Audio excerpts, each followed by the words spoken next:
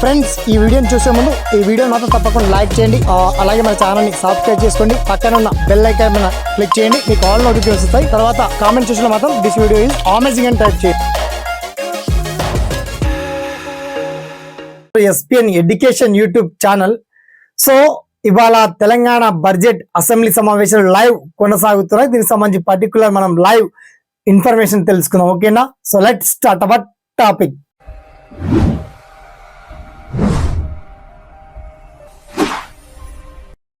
ముందు మీ అందరితో చిన్నగా విజ్ఞప్తి, ఇలాంటి తాజా లేటెస్ట్ అప్డేటెడ్ ఇన్ఫర్మేషన్ కోసం ఏమాత్రం ఆలస్యం చేయకుండా మన ఛానల్ని ఎవరైతే వన్స్ సబ్స్క్రైబ్ చేసుకోలేదో తప్పకుండా సబ్స్క్రైబ్ చేసుకోండి. అలాగే మీరు కావచ్చు, మీ ఫ్రెండ్స్ కావచ్చు, మొత్తానికి ఈ వీడియోని మాత్రం తెలంగాణ రాష్ట్ర వ్యాప్తంగా ప్రజలందరికీ తెలియజేయండి.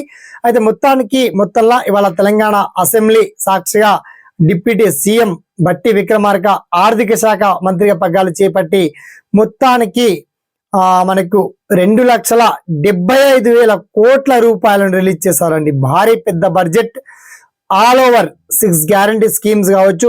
అయితే ఇందులో వ్యవసాయ శాఖ కింద కేటాయించారు, అలాగే విద్య, వైద్య, ఆరోగ్య శాఖకి సంబంధించి ఎంత బడ్జెట్ కేటాయించారు, అలాగే రాబోయే ఉద్యోగాల కోసం ఎన్ని కేటాయించారు, అలాగే గురుకుల స్కూళ్ళలో కావచ్చు, జడ్పీ స్కూళ్ళలో కావచ్చు, విద్యా వ్యవస్థకు ఎన్ని కేటాయించారు.